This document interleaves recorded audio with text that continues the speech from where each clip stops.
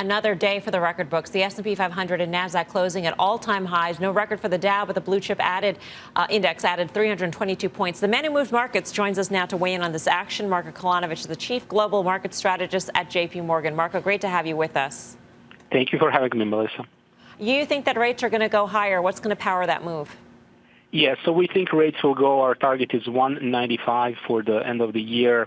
What we think is going to power is basically reopening July and August, reopening in the U.S., increased economic activity, mobility, and basically yields resume going higher.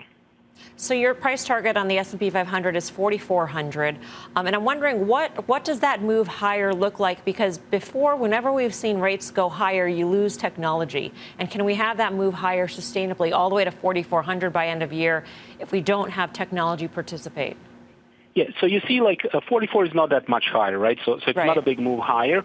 And the technology, we think technology goes in line with the market, which is, again, it's basically a few percent. So that's correct. You know, technology with the rising yields see a bit of a headwind, but earnings are still strong. You know, keep in mind technology companies will also benefit from reopening. So they go up, but they have a headwind. On the other side, cyclical stocks and value stocks, they have a tailwind from the yield. So basically, while S&P goes up 5, we think percent.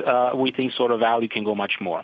Marko, I'm with you on the 195, and it's been painful to be there for the last couple of weeks, obviously, but I think it's going to start to reaccelerate. My question is, will this coincide potentially with the Federal Reserve that's going to have to ratchet back some of the rhetoric they've had over the last 6 to 9 months? So we think no, and we hope no. You know, obviously last week was a challenging week, right? The Fed came on Wednesday, and then market a bit took it the wrong way on Thursday and Friday, and there were some technical drivers, so that basically pushed yields lower, flattened the curve, and value took a hit. You know, so long story short, you know, we think that Fed will prioritize basically jobs and making sure not to cut the recovery short. So I think they'll let it, you know, they'll keep sort of stimulus and keep the sort of accommodation, and that's going to sort of let the market moves higher and value move higher. But of course, there are other views in the market that Fed might move. So that's a big debate, you know. And I think last week was, as you said, challenging week. You know, the Thursday, Friday. But look at this week. You know, we are values resuming higher, and we think that's going to be the trend.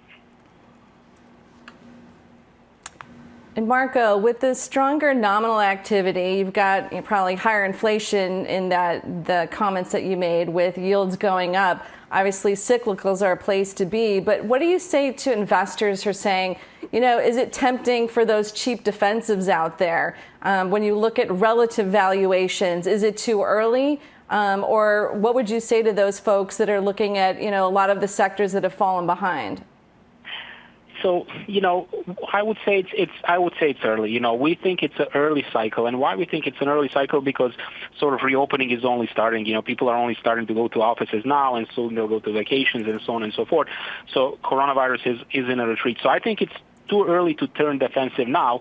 There will probably be some time, you know, but let's see how the summer reopening goes, how strong sort of activity is, where the positioning is by the end of the summer, early September. So maybe, you know, there will be a time, but we think it's just early now. And when you say valuation is lagging, you know, yeah, I think when you have the sort of strong bounce in economy post one of the worst recessions, it's probably early now, you know. So anyway, our view is that this is still early cycle, and we think, you know, we'll sort of reconsider our view in September, October, you know, and we may still stay constructive, but right now, when you have basically July reopening in Europe and U.S., I think it's too early to go defensive now. Marko, I wanted to ask you about the note from earlier this week about the JPM macro survey. You polled 3,000 institutional investors. 62% thought cryptocurrency was in a bubble. EVs were in a bubble, 17% on EVs. Only a few believe that bond proxies, 5%, are in bubble territory. You actually said that Bitcoin is a bubble back in January. You were right on when it came to that and the fall that we've seen more recently. Where is it now, in your view? Well, there was you know, it's hard to say. You know, for us, we like to have some valuation anchor and we really don't see valuation anchor there. But there was a correction, so they're certainly cheaper than they were. And long term, we don't have a price target. We still think it's a very speculative assets with very questionable sort of valuation anchor. So so people who see the current pullback as an opportunity and have a conviction long-term view, they're probably say that it's cheap, and those who don't believe it, they'll say probably it's expensive at any price. So the survey that we had reflects that a little bit. I would say audience of our conference, this was our macro conference, was pretty split. Roughly half and half. Are believers and non-believers. And non-believers think it's zero, and believers think it's much higher. So I think it's an interesting thing. But we officially do not cover it, so we do not have a price target. Okay, Marko, great to speak with you. Thank you. Thank you so much. Marko Kolanovic. By the way, we're going to have much more on Bitcoin and where it can go from here later on in the show. But in the meantime, Brian Kelly, I wanted to get your thoughts on 195 and what the market would look like if rates went to 195. Would it be higher, or would it be where it is? Yeah, I think it would be higher, actually. And I think that's what we're seeing over the last couple of days. And we have this window of opportunity here between now and probably the Jackson Hole meeting, the Fed Jackson Hole meeting in August, where they generally will signal a change in monetary policy. But, Powell successfully told the market, listen, we're not going to do anything until we get 5% inflation. And so therefore, that leaves the door open for rates to go higher, equities to go higher, and any of your reflation/inflation trades to start moving higher. Yeah. Dan?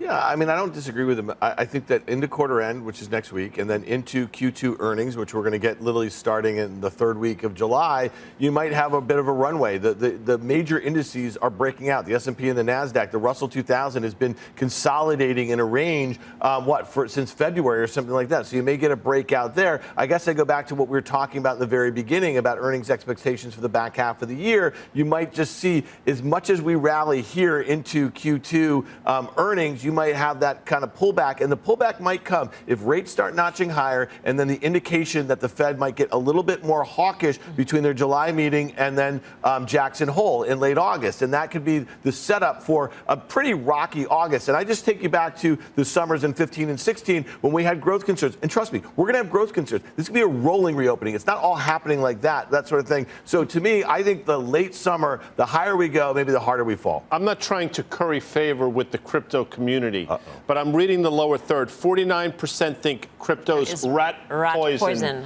According to a JP Morgan survey, there's something called survey bias. If I were to see that, I would just check off rat poison just because. Even if you didn't believe it. Just because. Just because rat poison is an option. Just putting it out there, Melissa Lee.